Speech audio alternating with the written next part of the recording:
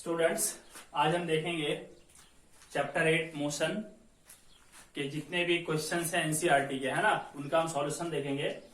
और सबसे पहले हम इंडेक्स क्वेश्चंस देखेंगे। इंडेक्स क्वेश्चन के बाद फिर हम एक्सरसाइज क्वेश्चंस देखेंगे। ठीक है, तो पहले हम लोग देखते हैं क्वेश्चन नंबर 1 क्या है। ठीक, an object has move through a distance, can it have zero displacement? If yes, support your answer with an example. ठीक है, कह रहा है एक ऑब्जेक्ट ने कुछ डिस्टेंस कवर किया है, क्या इसका जीरो डिस्प्लेसमेंट हो सकता है?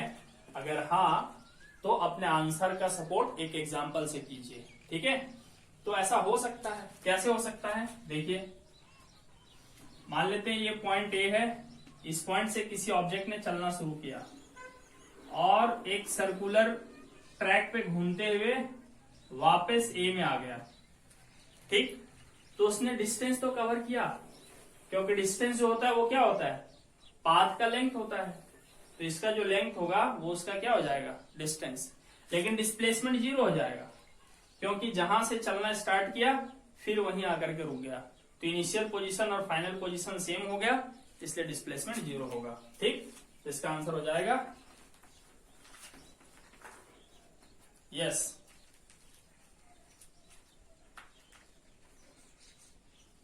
आंसर हो जाएगा यस। ठीक है, for example, when an object starts moving from a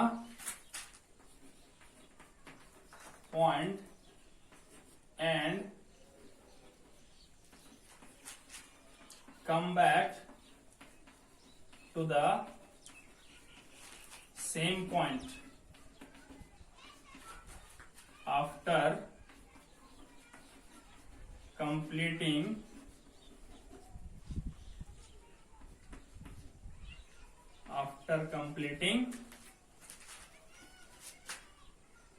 one revolution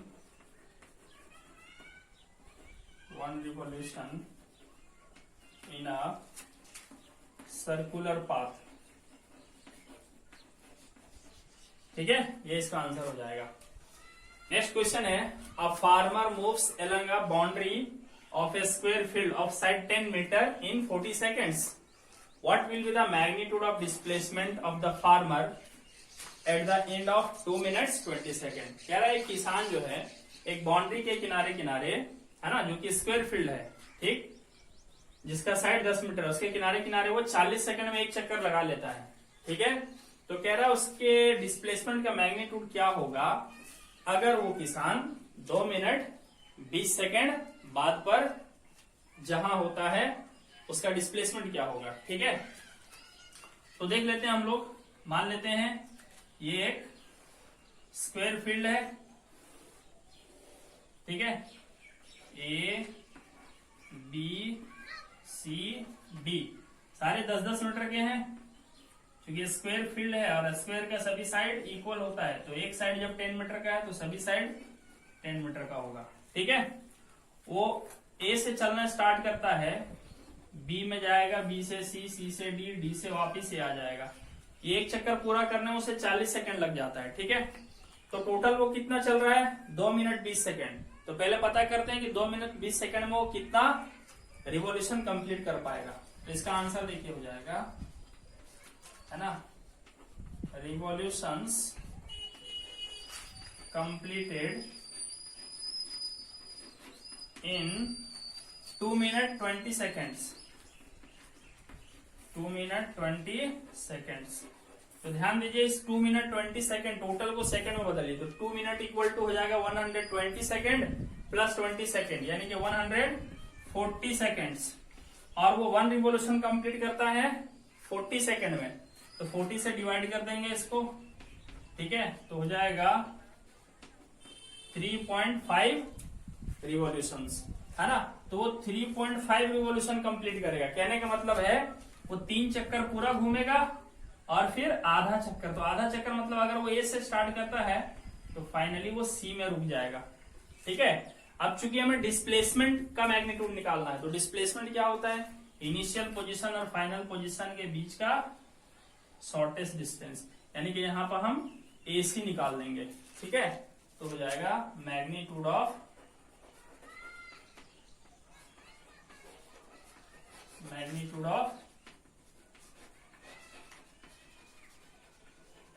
displacement.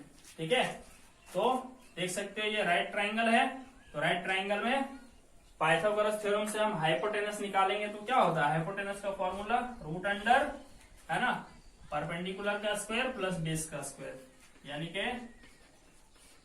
10 metre square plus 10 metre square.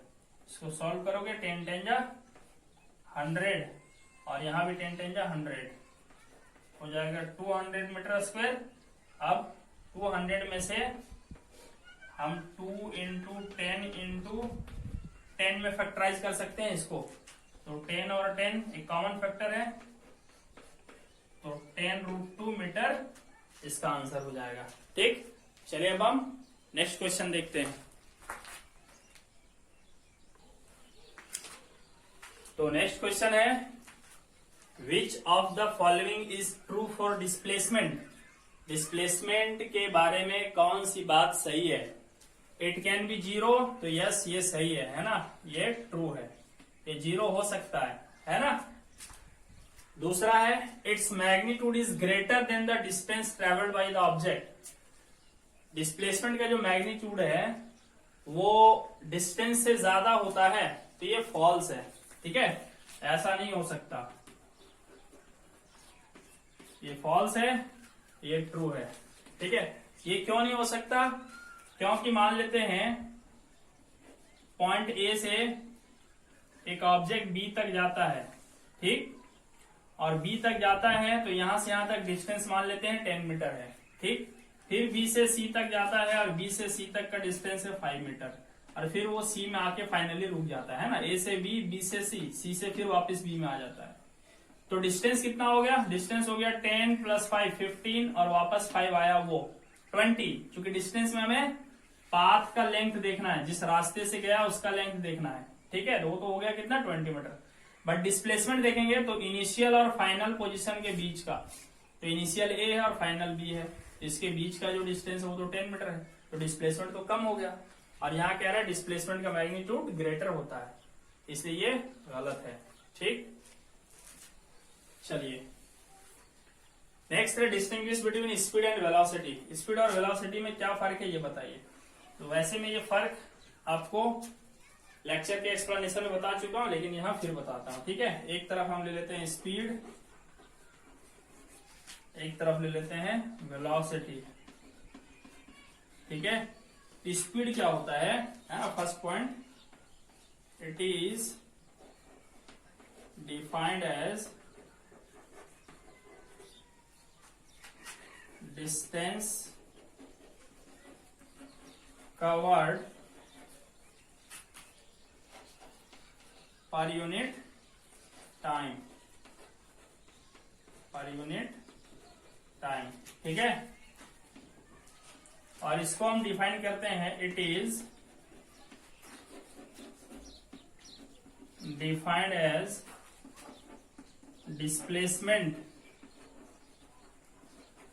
Displacement per unit time.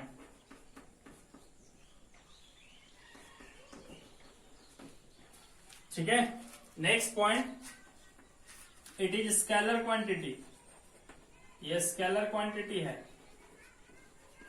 मतलब इसका सिर्फ मैग्नीट्यूड होता है, जबकि ये वेक्टर क्वांटिटी है। इट इज वेक्टर क्वांटिटी, ये वेक्टर क्वांटिटी है क्योंकि इसमें मैग्नीट्यूड और डायरेक्शन दोनों ही होता है। ठीक है, तीसरा क्या है, इट इज नेवर नेगेटिव, ये कभी नेगेटिव नहीं हो सकता, जबकि वेलोसिटी जो है it may be positive negative और जीरो। ये पॉजिटिव भी हो सकता है, नेगेटिव भी हो सकता है, जीरो भी हो सकता है। चौथा फर्क क्या है, स्पीड इज ग्रेटर देन और इक्वल टू वेलोसिटी, है ना। वेलोसिटी कहने का मतलब है मैग्नीट्यूड ऑफ वेलोसिटी, है ना। मॉडुलस ऑफ वेलोसिटी को हम मैग्नीट्यूड ऑफ वेलोसिटी कहते हैं।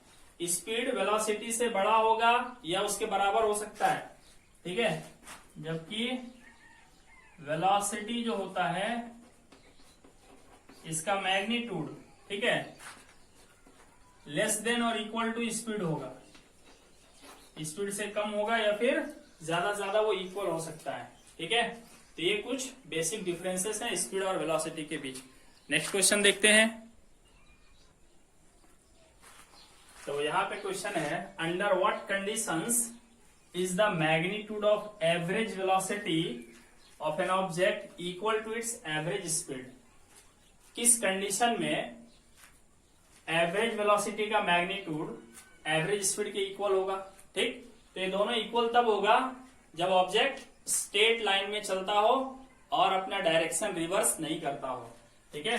इसका आंसर हो जाएगा when an object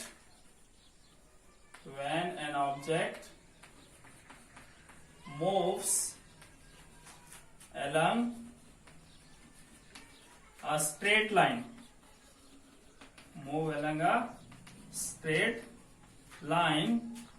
and it does not reverse its direction, ठीक है। जब एक ऑब्जेक्ट स्ट्रेट लाइन में चलेगा और अपना डायरेक्शन चेंज नहीं करेगा, तब क्या होगा ना कि उसका डिस्टेंस और डिस्प्लेसमेंट का मैग्नीट्यूड इक्वल हो जाएगा और इसलिए उसका एवरेज वेलोसिटी और इस एवरेज स्पीड भी इक्वल हो जाएगा, ठीक है। Next question, what does the odometer of an automobile measure. एक ऑटोमोबाइल का ऑडोमीटर क्या मेजर करता है, वो है डिस्टेंस, ठीक है, distance covered by the vehicle, ठीक है। गाड़ी कितना डिस्टेंस कवर करता है ये ऑडोमीटर मेजर करता है, ठीक है। अगला क्वेश्चन है, what does the path of an object look like when it is in uniform motion. जब ऑब्जेक्ट यूनिफॉर्म मोशन में होता है तो उसका पाथ कैसा दिखता है, ठीक है। तो स्टूडेंट्स इसका आंसर जो होगा, है ना, पाथ में बी फर्स्ट वो स्ट्रेट लाइन भी हो सकता है, स्ट्रेट लाइन भी हो सकता है, और दूसरा कर्व भी हो सकता है, ठीक है। यही अगर यूनिफॉर्म वेलोसिटी लिखता तब तो उसका पाथ बिल्कुल स्ट्रेट लाइन ही होना चाहिए था, ठीक है। लेकिन यूनिफॉर्म मोशन का मतलब होता है इक्वल टाइम में इक्वल डिस्टेंस कवर करना है ना, भले वो डायरेक्शन चेंज करता है। फॉर एग्जाम्पल, मैं 1 सेकंड में 1 मीटर चला इस डायरेक्शन में और अगले 1 सेकंड में मैं इस डायरेक्शन में चला 1 मीटर, तो मेरा स्पीड क्या है, यूनिफॉर्म है, क्योंकि मैं इक्वल टाइम में इक्वल डिस्टेंस कवर कर रहा हूं। लेकिन मेरा पाथ तो ऐसे टर्न हो गया ना, ऐसे गया और ऐसे टर्न हो गया, तो कर्व भी हो सकता है पाथ, ठीक है, जरूरी नहीं कि स्ट्रेट लाइन ही हो। चलिए next question, when will you say a body is in uniform acceleration, और सेकेंड है नॉन यूनिफॉर्म एक्सेलरेशन। आप कब कहोगे कि एक बॉडी यूनिफॉर्म एक्सेलरेशन में है, तो फर्स्ट का आंसर हो जाएगा, ठीक है। देखिए, यूनिफॉर्म एक्सेलरेशन का मतलब है इक्वल टाइम इंटरवल में इक्वल वेलोसिटी चेंज होना चाहिए, ठीक है। तो लिखेंगे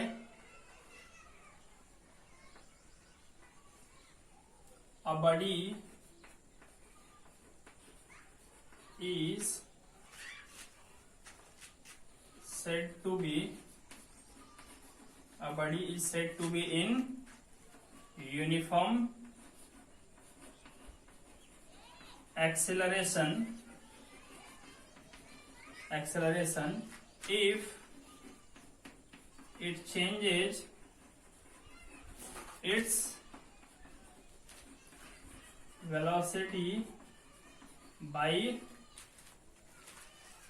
equal amount, its velocity by equal amount in equal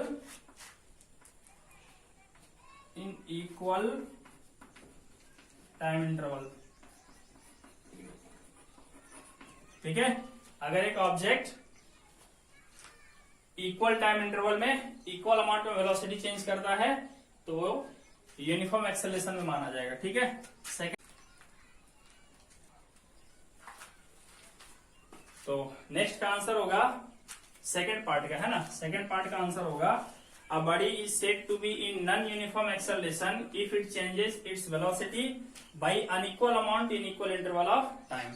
ठीक है, यानी कि इक्वल टाइम इंटरवल में अगर वो अनइक्वल अमाउंट में वेलोसिटी चेंज करता है तो आप उसके एक्सेलरेशन को नॉन यूनिफॉर्म एक्सेलरेशन कहेंगे। ठीक है, आइए देखते हैं नेक्स्ट क्वेश्चन। क्वेश्चन है, a bus decreases its speed from 80 km per hour to 60 km per hour in 5 seconds। Find the retardation।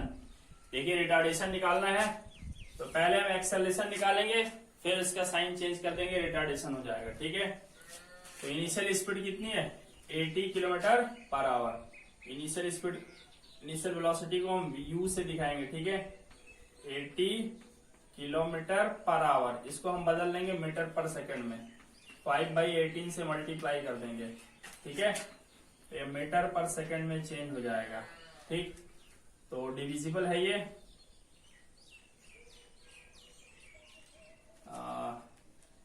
9 2 जा 18, या रहने देते हैं इसको अभी यही। ठीक है, हो जाएगा 8 5 जा 40, 400/18 मीटर पर सेकेंड। और 80 किलोमीटर पर आवर से डिक्रीज करके ये अपनी वेलोसिटी कर लेता है 60 किलोमीटर पर आवर, यानी कि इसका जो फाइनल वेलोसिटी होगा वो हो जाएगा 60 किलोमीटर पर आवर। यानी इसको भी हम बदल सकते हैं मीटर पर सेकेंड में 5/18 से मल्टीप्लाई करके। ठीक है, तो ये हमें मिलेगा 300/18 मीटर पर सेकेंड। तो इनिशियल वेलोसिटी मिल गया, फाइनल वेलोसिटी मिल गया, टाइम पता है 5 सेकेंड, इसलिए हम एक्सेलरेशन निकालेंगे। तो एक्सेलरेशन बराबर क्या होता है, change in velocity by time taken. Change in velocity का मतलब final velocity minus initial velocity.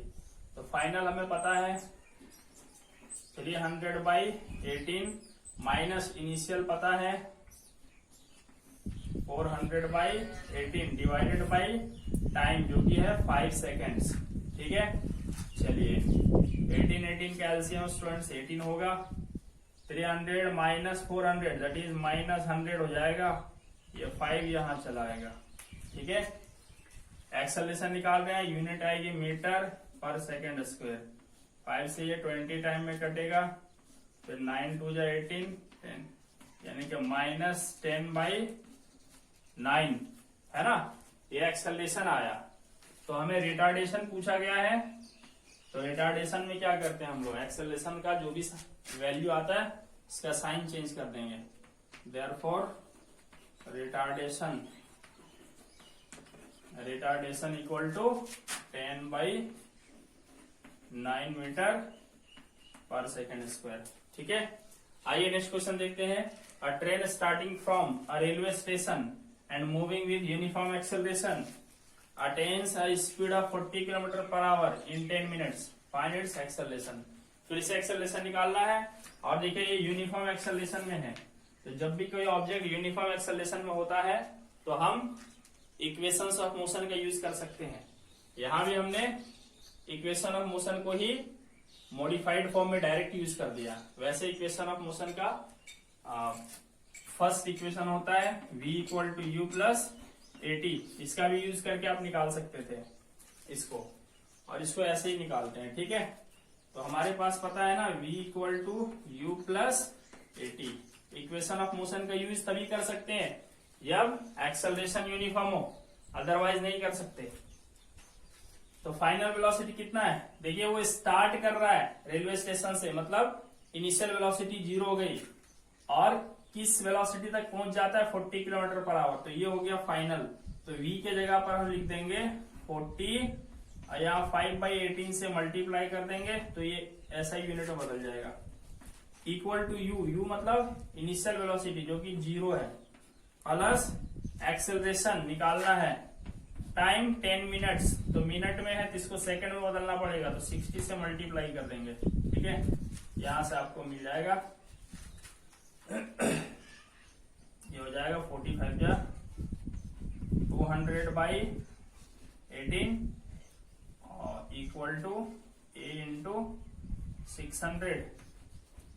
तो यहां से आप एक्सेलरेशन निकाल सकते हो। देखिए एक्सेलरेशन इक्वल टू मिलेगा 200/18 इंटू ये 600 भी नीचे चला आएगा, ठीक है, 2 0 कैंसिल हो गया, तो हो गया 1/96 या 1/54 मीटर पर सेकंड स्क्वायर, ये एक्सेलरेशन होगा, ठीक। चलिए अब हम नेक्स्ट क्वेश्चन देखते हैं। क्वेश्चन है what are the nature of the distance time graphs for uniform and non uniform motion of an object. एक ऑब्जेक्ट का अगर यूनिफॉर्म मोशन होगा और नॉन यूनिफॉर्म मोशन होगा तो डिस्टेंस टाइम ग्राफ का नेचर क्या होगा, ठीक है। तो देखो क्या है, हमें लेना है डिस्टेंस टाइम ग्राफ, ठीक। चलिए इसमें मैं टाइम दिखा देता हूं और इसमें डिस्टेंस दिखा देता हूं, ठीक है। तो यूनिफॉर्म मोशन का मतलब होता है इक्वल टाइम इंटरवल में इक्वल डिस्टेंस कवर होना चाहिए, मतलब स्लोप जो होगा ना वो यूनिफॉर्म होगा, ठीक, और इस तरह का ग्राफ बनेगा, ठीक है। तो ग्राफ कैसा हो जाएगा, ये स्ट्रेट लाइन हो जाएगा, ठीक है, और इंक्लाइन टू टाइम एक्सिस, ठीक है। तो फर्स्ट का आंसर हो जाएगा, है ना, फॉर यूनिफॉर्म मोशन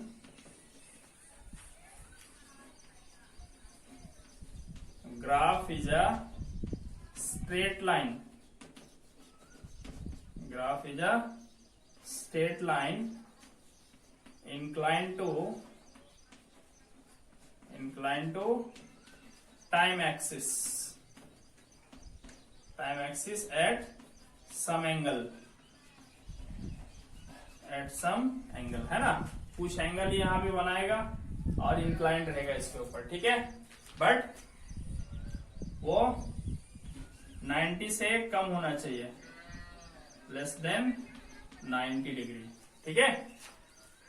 चलिए अगर नॉन यूनिफॉर्म मोशन होगा तो क्या होगा, तो नॉन यूनिफॉर्म मोशन में देखिए क्या हो जाएगा, ये ग्राफ स्ट्रेट लाइन नहीं भागेगा, यानी कि क्या होगा, इक्वल टाइम में अनइक्वल डिस्टेंस कवर करेगा, तो वो स्ट्रेट लाइन ना होकर के कुछ भी हो सकता है, ठीक है, कर्व भी हो सकता है, ठीक है, और भी तरह का हो सकता है, ठीक है, ट्रायंगुलर हो सकता है, ठीक। तो सेकंड का आंसर क्या हो जाएगा, for non uniform motion the graph will not be a straight line,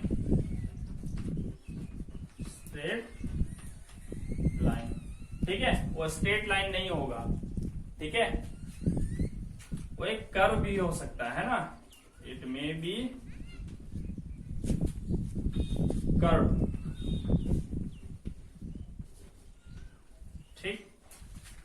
चलिए तो फर्स्ट का आंसर ये हो गया, है ना। नॉन यूनिफॉर्म का ग्राफ देखो इस तरह से हो सकता है, ऐसे हो सकता है, ठीक, ऐसा कर्व हो जाएगा, ठीक है, या नहीं तो ऐसे भी हो सकता है, ठीक, कोई भी तरह का हो सकता है। चलिए नेक्स्ट क्वेश्चन है what can you say about the motion of an object whose distance time graph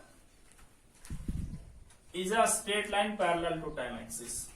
देखिए एक ऑब्जेक्ट है जिसका डिस्टेंस टाइम ग्राफ, ये जो ग्राफ है वो टाइम एक्सिस के पैरेलल है, तो उसके मोशन के बारे में क्या कहोगे?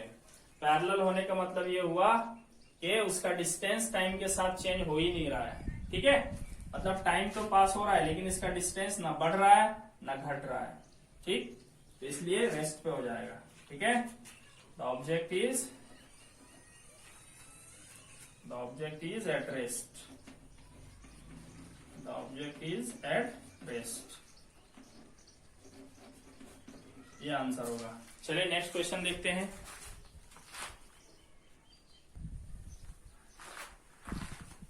क्वेश्चन है what can you say about the motion of an object if its speed time graph is a straight line parallel to time axis. देखिए सवाल में क्या कह रहा है, एक ऑब्जेक्ट का मोशन का ग्राफ इस तरह से है कि वो टाइम एक्सिस, अगर ये टाइम एक्सिस है तो इसके पैरेलल है, बट ध्यान दें ये स्पीड टाइम ग्राफ है ना, इसमें क्या दिखाया गया? स्पीड दिखाया गया है, ठीक है। इधर स्पीड दिखाया गया है और इधर टाइम दिखाया गया है, तो टाइम एक्सिस के पैरेलल है ये ग्राफ, ठीक है। तो इसका मोशन कैसा होगा? देखिए स्पीड यहां पे 0 होता है, ठीक है, ऑरिजिन पे बिल्कुल 0 होता है, तो ग्राफ यहां से तो स्टार्ट नहीं हुआ है, ग्राफ तो यहां से स्टार्ट हुआ है, ठीक। तो यहां से स्टार्ट हुआ, इसका मतलब स्पीड कुछ ना कुछ होगा। जैसे यहाँ 0 है, यहाँ हो सकता है 2, 4, 6, 8, कुछ तो होगा 8 मीटर पर सेकेंड। तो 8 मीटर पर सेकेंड से ना ये मूव कर रहा है, ठीक है, 8 मीटर पर सेकेंड से वो चल ही रहा है।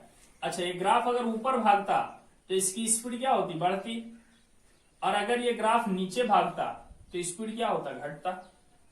बट यहाँ पे स्पीड ना तो बढ़ रहा है ना घट रहा है, मतलब स्पीड कांस्टेंट है। इसका मतलब है कि वो ऑब्जेक्ट कांस्टेंट स्पीड से चल रहा है, ठीक है। इसका आंसर क्या हो जाएगा? The object is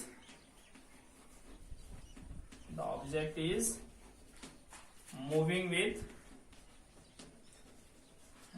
with constant speed,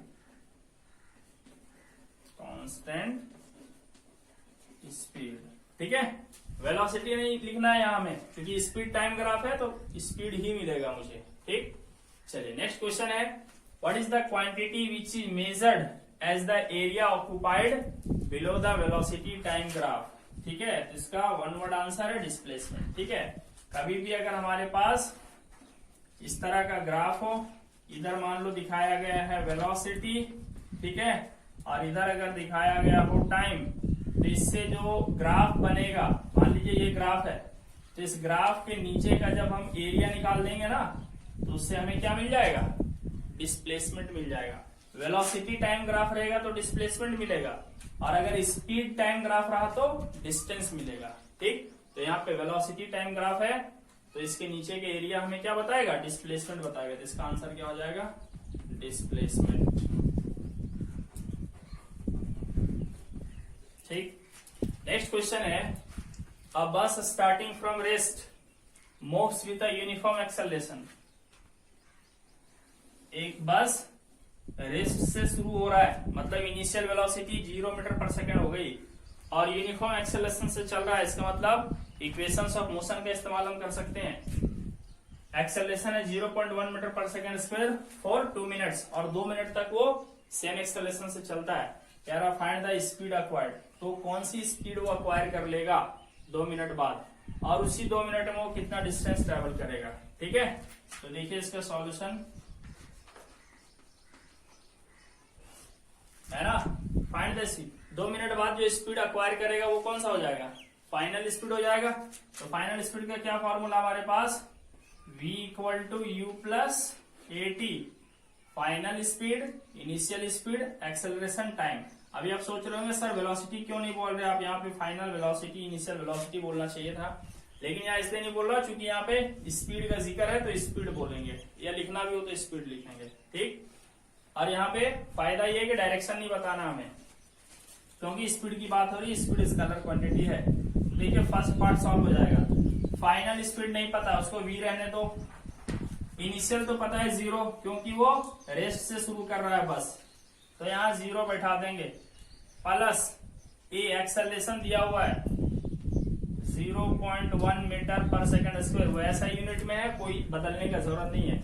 time 2 minute है तो इसको सेकंड में बदलना पड़ेगा, 2 इंटू 2 मिनट का मतलब 2 इंटू 60 सेकेंड्स। ठीक, तो निकल गया यहाँ से, है ना स्पीड, तो मल्टीप्लाई कर देंगे यहाँ पे, तो हो जाएगा 12 मीटर पर सेकेंड। ठीक है, तो 2 मिनट के बाद उसकी स्पीड कितनी हो जाएगी,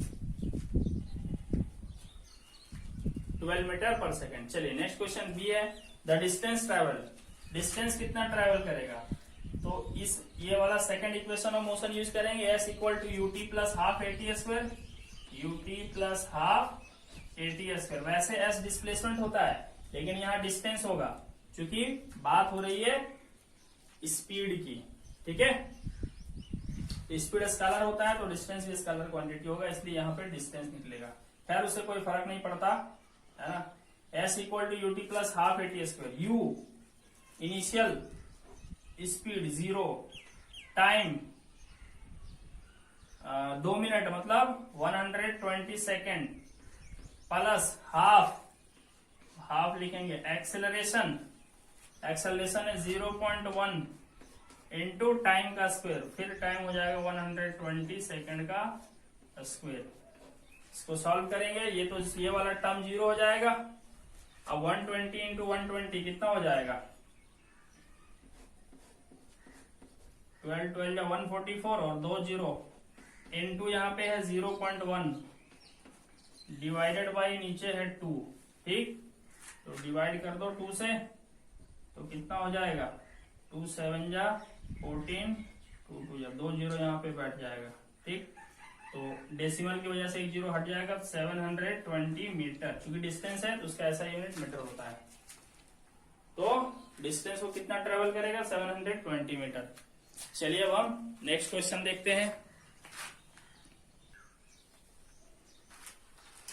क्वेश्चन है, a train is starting at a speed of 90 kilometre per hour, brakes are applied so as to produce a uniform acceleration of minus 0.5 meter per second square.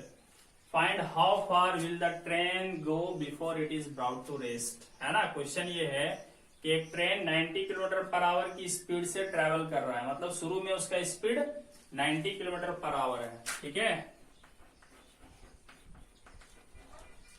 मतलब मुझे इनिशियल स्पीड मिल गया train का, कितना, 90 kilometre per our. ठीक, इसको हम metre per second में बदल लेंगे, तो 90 इंटू 5/18 मीटर पर सेकंड, तो 18 5 जा 90, 5 5 जा 25 मीटर पर सेकंड आया। ठीक है, brakes are applied so as to produce a uniform acceleration of minus 0.5 metre per second square.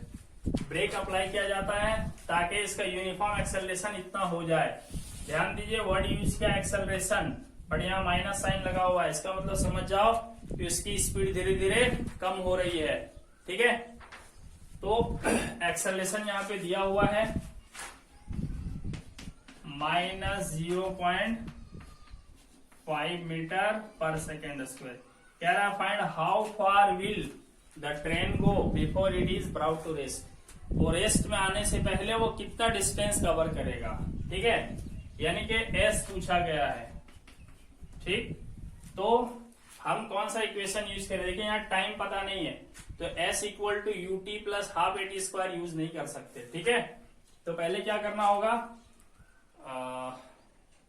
एक और हमारे पास इक्वेशन ऑफ मोशन है,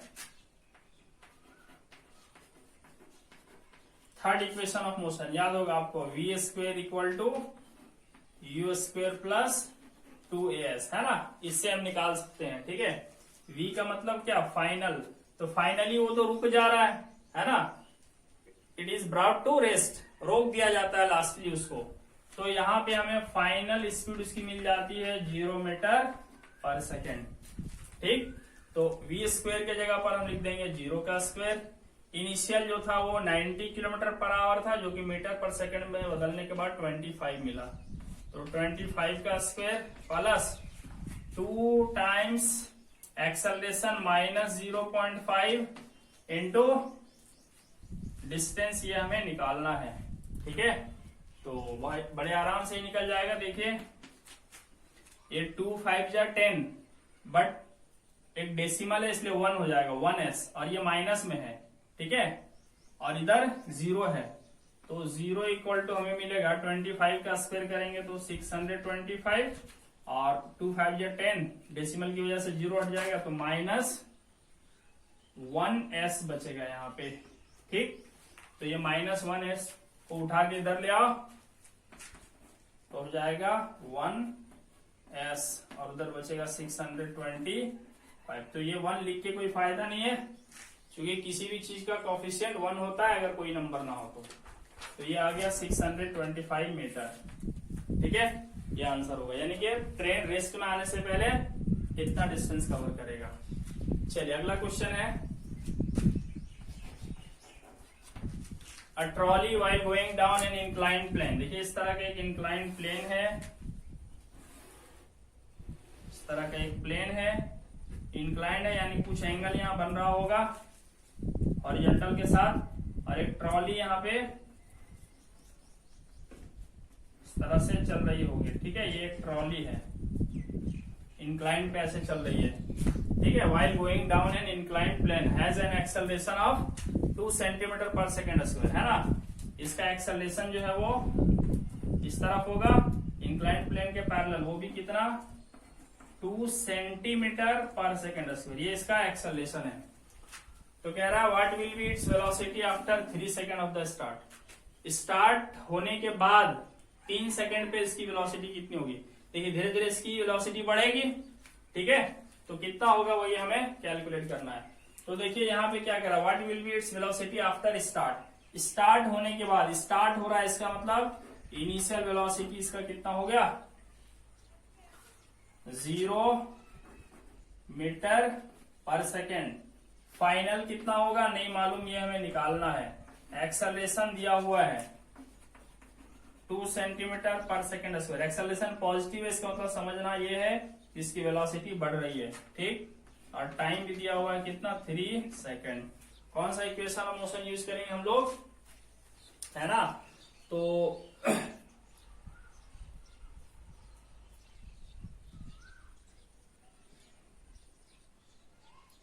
v equal to u plus a t है ना, first equation of motion. v equal to u plus a t, इसका use हम कर लेंगे। ठीक है, तो हमें v मिल जाएगा, यानी कि फाइनल वेलोसिटी हमें मिल जाएगा। तो इनिशियल कितना है 0 है, प्लस एक्सेलरेशन कितना है 2। ध्यान दीजिए ये सेंटीमीटर में है, तो इसको मीटर में बदलना पड़ेगा। मीटर में कैसे बदलेंगे, 100 से डिवाइड कर देंगे तो मीटर में बदल जाएगा ये। अब ये आ गया मीटर पर सेकेंड स्क्वायर में। तो a का वैल्यू हमने रख दिया एक्सेलरेशन इंटू टाइम। टाइम यहाँ पे कितना है 3 सेकेंड्स। ठीक, तो फाइनल वेलोसिटी हो जाएगा 0, तो 0 खत्म हो गया ये, 2 3 जा 6/100 मीटर पर सेकेंड, यानी कि डेसिमल 0.06 मीटर पर सेकेंड। ये स्पीड हो जाएगी ट्रॉली की 3 सेकेंड के बाद। आइए नेक्स्ट क्वेश्चन देखते हैं। क्वेश्चन है, a racing car has uniform acceleration of 4 metre per second square. What distance will it cover in 10 second after start? देखिए क्या है, रेसिंग कार का एक्सेलरेशन यहाँ पे दिया हुआ है, कितना दिया हुआ है 4 metre per second square. Start होने के बाद कह रहा है कि 10 सेकेंड में कितना डिस्टेंस कवर करेगा। स्टार्ट हो रहा है, इसका मतलब इनिशियल वेलोसिटी इसका हो जाएगा 0 मीटर पर सेकेंड। टाइम यहाँ पे दिया हुआ है 10 सेकेंड। हमें क्या पूछा गया है, what distance will it cover, distance निकालना है 10 सेकेंड, हमें डिस्टेंस निकालना है। तो फॉर्मूला यहाँ कौन सा लगाएंगे, s equal to u t plus half a t. Equation of motion यहाँ पे लगा सकते हैं हम लोग। क्यों लगा सकते हैं इक्वेशन ऑफ मोशन, क्योंकि एक्सेलरेशन यूनिफॉर्म है। ठीक, तो s equal to u t plus half AT square. Second equation of motion है ये। इनिशियल 0 है, टाइम 10 सेकेंड है, प्लस हाफ को हाफ लिखेंगे into acceleration 4 metre per second square है, और टाइम कितना है यहाँ पे 10 सेकेंड, तो उसका स्क्वायर ले लेना है। ठीक है, अब आप इसे सॉल्व कर सकते हो। 0 इंटू 10, ये टर्म 0 हो गया। 2 से 4 को डिवाइड करेंगे तो 2 होगा। अब 10 10 जा 100, आंसर आएगा 200 मीटर। ठीक है, चलिए नेक्स्ट क्वेश्चन है। ये बहुत इंपॉर्टेंट क्वेश्चन है, आइए इसको समझ लेते हैं। कह रहा है stone is thrown in a vertically upward direction with a velocity of 5 metre per second. एक स्टोन को वर्टिकली अपवर्ड डायरेक्शन में थ्रो किया जाता है 5 मीटर पर सेकेंड से। ठीक है, if the acceleration of the stone is 10 metre per second square in the downward direction. अगर एक्सेलरेशन स्टोन का नीचे की तरफ 10 मीटर पर सेकेंड स्क्वायर हो तो what will be the height attained by the stone. तो स्टोन कितना height तक पहुंच पाएगा, and how much time will it take to reach there. और मैक्सिमम हाइट तक पहुंचने में कितना टाइम लगेगा, वो टाइम भी हमें निकालना है। ठीक है, देखिए सवाल क्या है यहाँ पे, समझ लेते हैं। ये ग्राउंड है, यहां से एक स्टोन को ना ऊपर फेंका जाता है। ठीक, तो जब इसको ऊपर थ्रो किया जाएगा, ठीक है, तो ये ऊपर की तरफ जा रहा होगा। ठीक है, मान लेते हैं ये इस हाइट तक आता है, यहां से ये इस हाइट तक आता है। ठीक, तो जिस हाइट तक ये आएगा वही इसका क्या हो जाएगा, डिस्टेंस हो जाएगा। ये s हो जाएगा डिस्टेंस। ठीक है, अब ये ऊपर की तरफ आ रहा है किस स्पीड से, 5 मीटर पर सेकेंड से, इससे फेंका गया। अब एक्सेलरेशन नीचे है ना, एक्सेलरेशन का जो डायरेक्शन है यहाँ पे वो नीचे की तरफ है, वो भी कितना है 10 मीटर पर सेकेंड स्क्वायर। तो ध्यान यहाँ पे ये देना है कि स्टोन ऊपर जा रहा है और एक्सेलरेशन नीचे की तरफ है। तो एक्सेलरेशन जब भी है ना मोशन का उल्टा हो, ठीक है, मान लीजिए मोशन ऊपर हो रहा है और एक्सेलरेशन नीचे लग रहा है, तो इसकी स्पीड धीरे धीरे घटेगी। तो ये 5 से घट के कुछ हाइट पे 4 हो जाएगा, कुछ हाइट पे 3 2 1, यहाँ पे आकर के 0 हो जाएगा। ठीक है, तो चूंकि ये रेक्टिलिनियर मोशन है ना, 1 डायमेंशनल मोशन है, कहने का मतलब ये सीधे सीधे जाएगा, सीधे सीधे आएगा। तो यहाँ पे हम क्या करेंगे, एक्सेलरेशन जिस डायरेक्शन में है उसको हम पॉजिटिव मान लेते हैं, तो एक्सेलरेशन पॉजिटिव हो जाएगा। बट यहाँ पे वेलोसिटी जो है वो नेगेटिव हो जाएगा, है ना। वेलोसिटी या नेगेटिव क्यों लेंगे, क्योंकि एक्सेलरेशन नीचे लग रहा है और बॉडी ऊपर मूव कर रहा है। ठीक है, दोनों का डायरेक्शन एक दूसरे का ऑपोजिट है।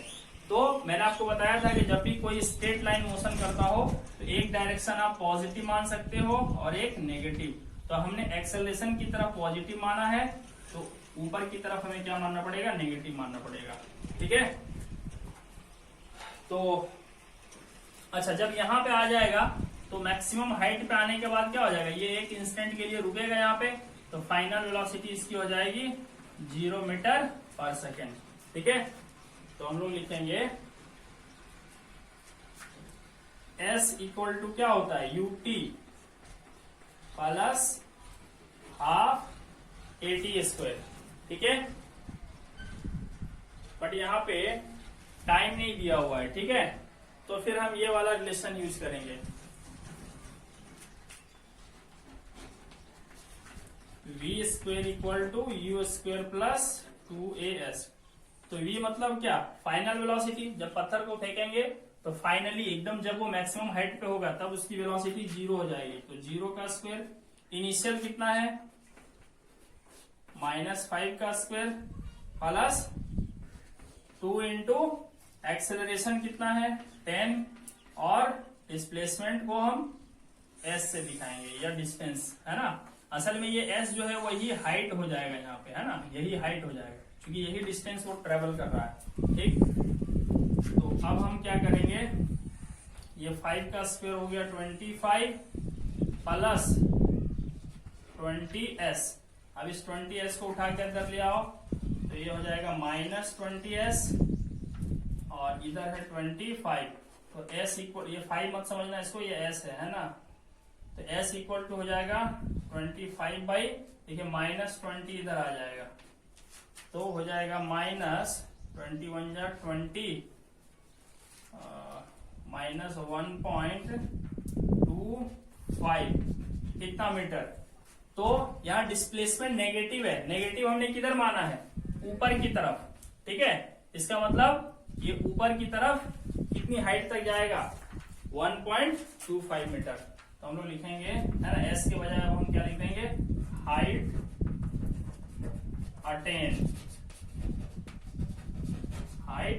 Attain equal to 1.25 metre. Minus यहाँ पे क्या दिखा रहा है, हमको डायरेक्शन बता रहा है कि वो किधर की तरफ उसका हाइट होगा, तो ऊपर की तरफ। ऊपर की तरफ नेगेटिव क्यों आया, क्योंकि हमने ऊपर की तरफ नेगेटिव माना, ठीक है। चलिए, यहाँ नेगेटिव से आपको परेशान नहीं होना, ये डायरेक्शन बता रहा है। यहाँ पे जब भी रेक्टिलिनियर मोशन हो, यानी कि वन डायमेंशनल मोशन हो, तो आप एक डायरेक्शन को पॉजिटिव मान लीजिए, एक को नेगेटिव, और उसी साइन के हिसाब से आप सभी को यूज कीजिए। जैसे एक्सेलरेशन को हमने पॉजिटिव क्यों माना, क्योंकि नीचे हमने पॉजिटिव माना और लिखा हुआ भी है कि एक्सेलरेशन जो है वो डाउनवर्ड लग रहा है, ठीक। और ये ऊपर की तरफ जा रहा है, ऊपर हमने नेगेटिव माना, इसलिए यू को हमने माइनस साइन से दिखाया यहाँ पे। चलिए, नेक्स्ट क्वेश्चन है अब हमारा इसी में, कह रहा है मैक्सिमम हाइट तक जाने में टाइम कितना लगेगा। तो चलिए, हमारे पास फॉर्मूला है v equal to u plus a t. यहां से हमें टाइम मिल जाएगा। देखिए, v फाइनल वेलोसिटी तो 0 हो गया, इनिशियल वेलोसिटी कितना है -5, प्लस एक्सेलरेशन कितना है 10 इंटू, अब -5 को इधर ले आइए तो +5 हो जाएगा, और ये हो गया 10t। तो यहां से आप देख सकते हो t इक्वल टू क्या हो जाएगा, 10 डिनोमिनेटर बन जाएगा, तो 5/10 मतलब 0.5 सेकेंड, ठीक है, यानी आधे सेकेंड में वो रुक जाएगा। चलिए, नेक्स्ट क्वेश्चन देखते हैं हम लोग। तो स्टूडेंट्स, अभी तक जितने भी क्वेश्चंस हमने इस वीडियो में सॉल्व किया है, वो सब का सब एनसीईआरटी क्लास 9 का मोशन चैप्टर का इंटेक्स्ट क्वेश्चंस है, ठीक है। अभी एक्सरसाइज क्वेश्चंस बाकी है, उसको हम अगले वीडियो में सॉल्व करेंगे, एक्सरसाइज क्वेश्चन, और उसके अलावा कुछ और न्यूमेरिकल्स हम उसमें इंक्लूड करेंगे, जो कि आपके कंसेप्ट को और भी क्लियर करता है, ठीक है।